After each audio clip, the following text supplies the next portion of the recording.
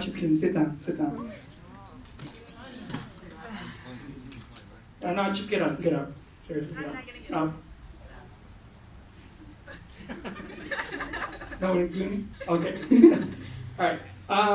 Let's get up. Seriously. We're going to stretch. We're going to stretch. Stretch your feet. Stretch. Alright, sounds good. Alright, now you guys can all sit down. See, I got it. Get you guys to get up again. Alright, so I'm going to get started. I'm going to take the mask off. It feels so weird taking it off since I haven't taken it off in such a long time.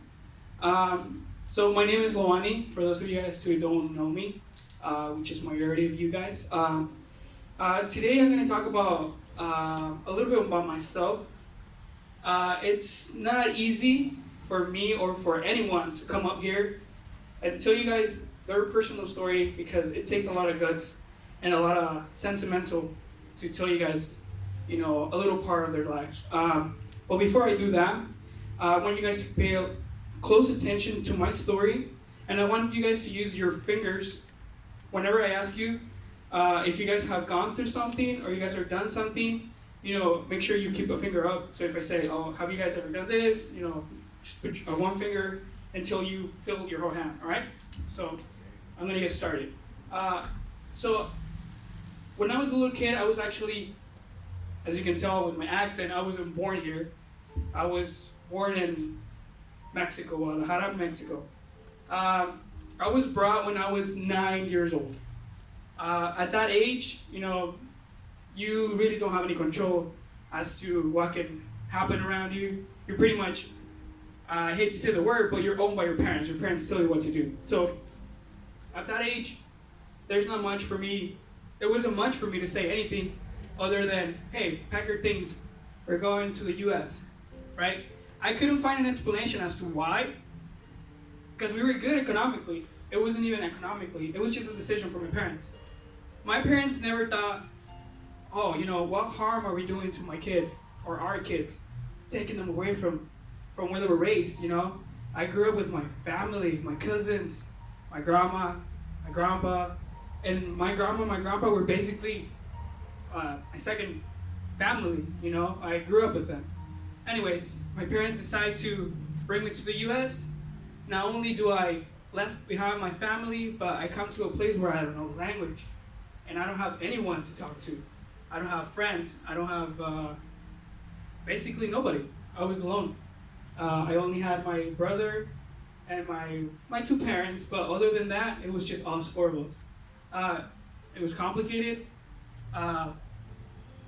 Basically, not being able to communicate with pretty much nobody. You're the kid that's always alone.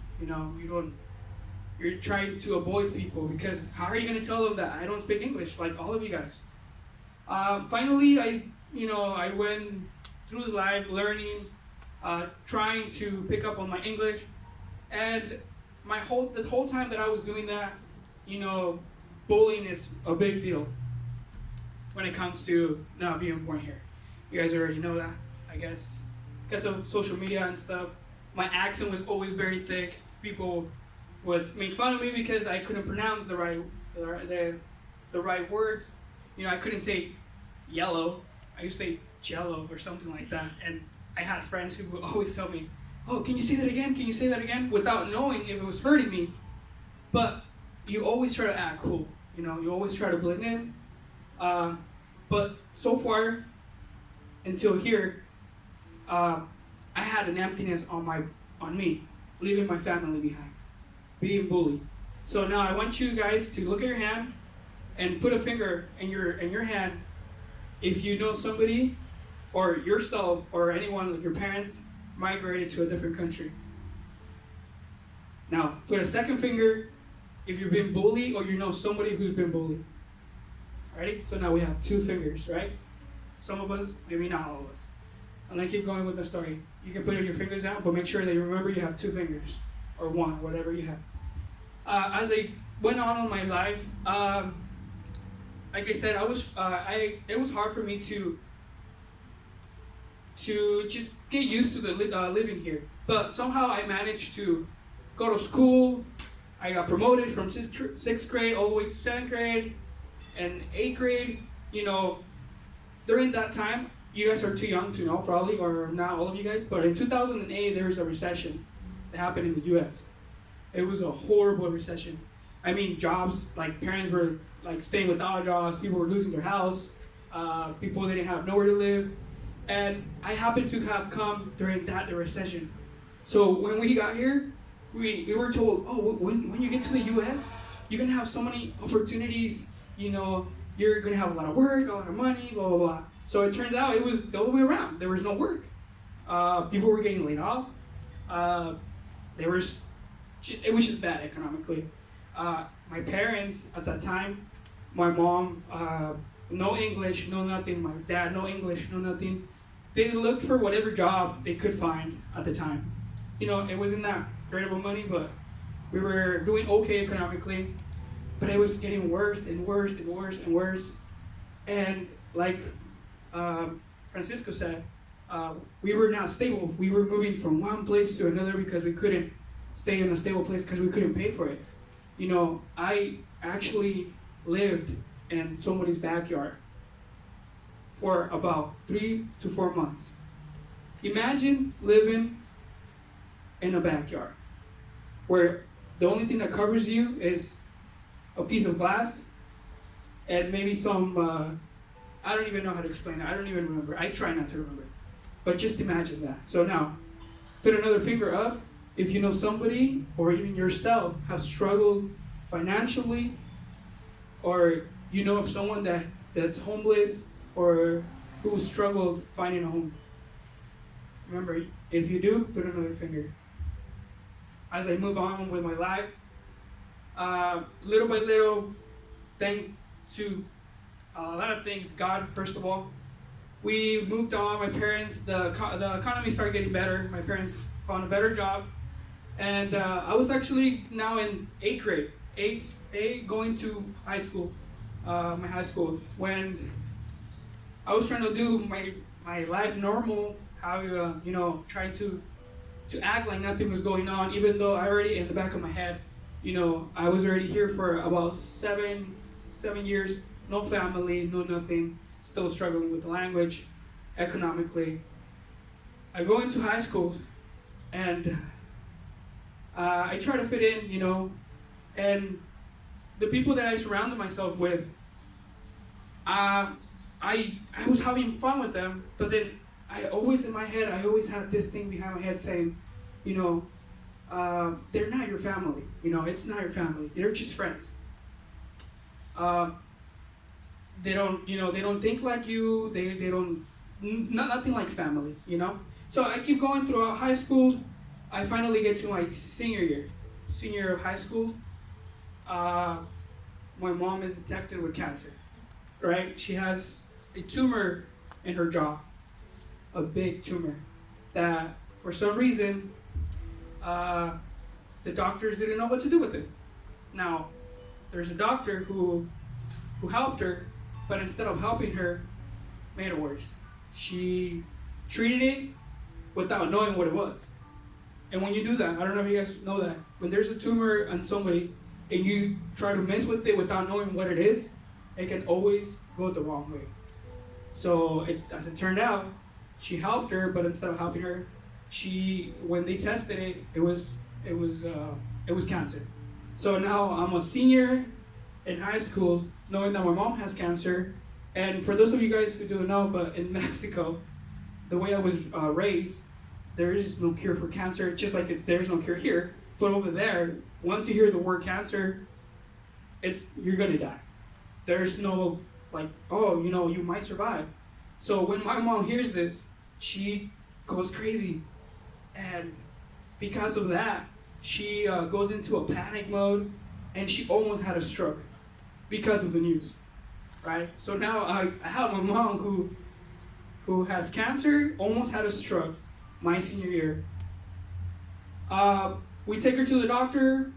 They finally tell her, you know what, we might be able to do something for you. But listen, if we move your tumor, your cancerous tumor, we have to take your whole face off. Your whole face. And we were like, how does that make any sense? How are you going to take her face off?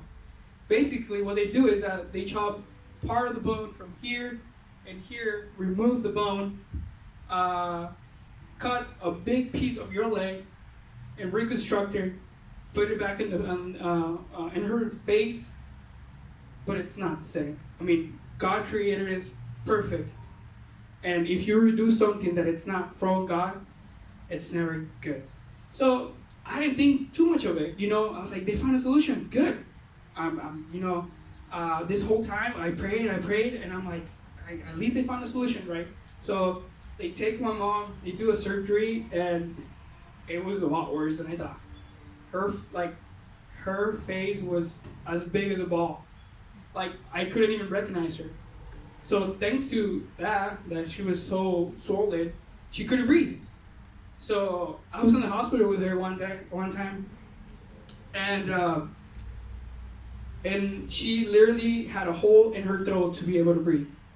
And I had her in my hands, and she got a kind of like a panic attack together with the phlegm who was covering that hole, and she almost had a heart attack because of that. She was literally like trying to breathe, but she couldn't. And she literally turned around and told me, like, I'm gonna die. So I'm gonna stop there, and I'm gonna tell you, have you ever had a near-death experience with somebody, or have you ever, somebody in your life has ever passed away? Put another finger up. Thank God my mom was able to make it. I was there to see it, so I called the doctors. They fixed her up, and it took months for her to recover. As this was going on, my parents were farther and farther apart from each other. They were having problems. Now, for those of you guys who have gone through this or have never gone through this, but a divorce in a family, it's never good. It's never good, neither for the kids, neither for the parents. So when my mom comes out of the hospital, my mom is trying to recover. My mom finds out that my dad this whole time has been having an affair with somebody else, right? Now, you as a kid, you don't have the mental strength to deal with all this stuff. It's hard. What do you do as a kid? You want both of your parents to be okay. You want to be okay, but you're not. You have your mom who's sick, very sick, and now you have your parents separating each other. I never told my parents anything. I kept it to myself, everything. Now, I'm going to stop right here, put another finger up. If your parents or somebody that you know have gone through a divorce or have been separated, the parents always fight, they always have problems, and they don't think that it affects your kids. And because we never showed it. You as a kid, you stay quiet and you try to surpass those problems. Anyways, my dad moves out of the house. So now, think about my life. I have a mom who is sick. My dad, the only person who brings money to the house, is now gone from the picture. So now it's me, my mother, my two brothers, and myself in an apartment that I can't pay. I don't know how I'm gonna do it. I have no idea. I'm barely getting out of high school. I'm just gonna graduate. With no doubt, I went and started looking for a job. My mom was going through therapy at that time, so she couldn't do anything. I get a job, a full-time job. So I stopped going to college. I couldn't go to college. I couldn't go to school. I couldn't do anything. I had to go straight into work to provide for my small family. No family. All my family is still in Mexico. How more devastated can it possibly go? But somehow, in the back of my head, I knew there was somebody looking out for me. I don't know who or what it was, but I knew that every problem that I was going into, there was always something protecting me. So I got this job, and it was good. I started making money. I paid for the apartment. I helped my mom. My mom gets out of her therapies, and then she starts working. But even then, we still don't make enough money to pay for this apartment. So we could pay. So we told the landlord, you know what, this is our last month. We're going to go somewhere else, without knowing where we were really going. And I'm talking about 6 years ago. We have nowhere to go. We leave the apartment, and we have nowhere to go. It was legit nowhere to go. I got a motel. Motel 6, you guys see them around? For my brother, my sister, and my mom, in one room. We were there for a couple weeks because we couldn't pay for anything else. So I'm going to stop again and ask you guys know of anyone who's gone through anything similar to like this? Put another finger up. Divorce, parents. As I went on, I started making money. I don't know how it happened. To tell you the truth, I started coming to church. I came to a retreat just like you guys. Even though I was already kind of coming to the church every Sunday or so, that day, a friend of mine told me, she's like, oh, we're going to have a youth retreat, like, you want to go? And I was like, sure. I have nothing else to do. I have no friends, no nothing, so let's go. I brought 3 friends with me, and we came without thinking about, like, is it going to be fun, boring? We just came. That day, my life changed completely. Since that day, I've been coming nonstop to church. It completely changed my life. So I was doing good. I thought everything was fine, I'm going to church now, blah, blah, blah. But I still had a long way to go. Right now, we got a house that was for low-income families, where we were able to live. When all of a sudden I came one Friday to church, and then I get a call from a random number who I don't know who it was, and they tell me, your dad just tried to commit suicide. So it's like, bro, like, why is life treating me like this, bro? Like, it's a constant thing, like, it's not like easy things like, oh, your dad, broke a finger, or your mom did, like, your dad tried to commit suicide. Now, I couldn't understand why I was like blocked. I was like, what happened? My dad wasn't like that. I go to the hospital, and I see my dad laying on the bed. Literally, he was basically dead. And I looked at him, I asked the doctor, I'm like, what happened? We don't know. We just know that he took a lot more pills than he should have took. He took a whole bottle of pills, actually. And I was like, what? But think about it in a kid's perspective, or in a teenager's perspective. I couldn't handle it. I don't even know who was looking out for me, but it could easily be that I would have got lost in the world, go look for drugs, alcohol. I was already 18. Making my own money, but there was always this like voice inside my head telling me like, you're gonna be okay. Just keep coming to church. That's all. And I was like, bro, like, why are you telling me to keep going to church if no matter what I do, like, I'm still, like, bad things are still happening to me. And I'm not talking about little things. I'm talking about huge things. So I go, and the mistress is there with my dad. And she tells me everything about it. Like, oh, your dad was here. He was feeling lonely. He said that he misses you guys, blah, blah, blah. And I was like, okay, like, whatever.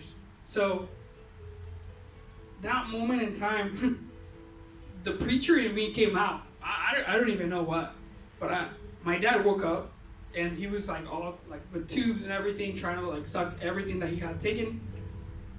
And I told him, I was like, if you don't go to church from now on, forget about seeing me ever again.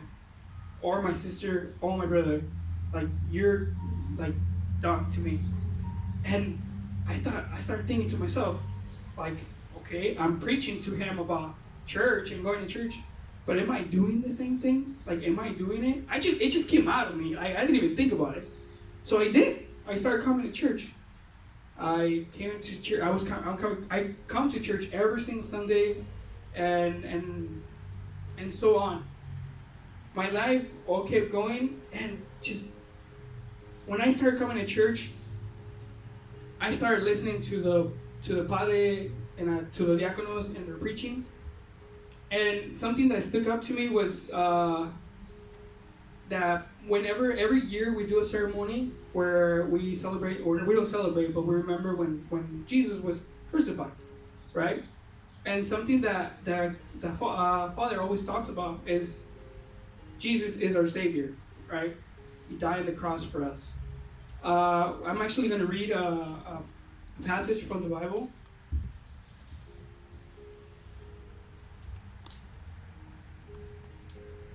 I can't say that, but I believe it's, what is it?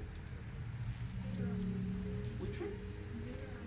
Deuteronomy or something like that. So it's from versículos 31 al 8. The Lord himself goes before you and will be with you. He will never leave you, not forsake you. Do not be afraid. Do not be discouraged. That is something that you should always have in your head. No matter what your family or yourself goes through, no matter if you had 5 fingers in your hand or have none fingers in your hand, if there's ever a situation in life where you feel like you just can't anymore, like your heart was ripped off, like your soul was ripped off because your parents, because of your family, so many paths, always remember that Jesus is there for you, and He's the one that's going to save you no matter what. Throughout this time, I look back and I kept saying, well, why does this happen to me? But now that I look back of who I am now, every single thing that happened before made me who I am right now. And every single thing that happened to me made me a better person without even thinking about it. And I was like, why didn't I see that at the moment? Because when it happens, naturally your mind blocks everything that your surroundings. So you just focus on the problem. But once you surpass all of your problems, you literally go back and see that Jesus was all along. You know, yeah, my mom had cancer, but guess what? If we had stayed in Mexico, she would have not survived because there's no good hospitals over there. I was complaining the fact that I came to the U.S. and somehow she got treatment here in the U.S. Now, going back to not having a place to stay or to live, I learned that you need that your priorities should be to buy a home, to save your money. Now I save my money. Now I live in a good place. My dad leaving, it was the best for my family. When he was in the picture, we weren't getting anywhere. He's happy. My mom was happy now. When we were together, we were very unhappy as a family. So, looking back to everything bad that happened to me, even though there were things that were too hard, it made me who I am right now. Because I stayed on the right path, and I didn't look for something else. And I can tell you right now, raise your hand if you had more than 3 fingers in your hand. See, that's majority of us. Remember that Jesus is our Savior. And if you know of anyone that's going through this, or you need help yourself, Remember that there's other people around you who went through the same thing or are going through the same thing. Maybe not exactly what you are, but maybe your parents divorced. Maybe someone in your family that you really love is passed because of COVID. We're here for each other, and just like I I figured that Jesus was our savior. Maybe I can bring light, or somebody else here in church can bring light to you. Just remember to just come to church, and at one point in your life, you will find out why things happened in the past. All right, that's all I'm gonna say.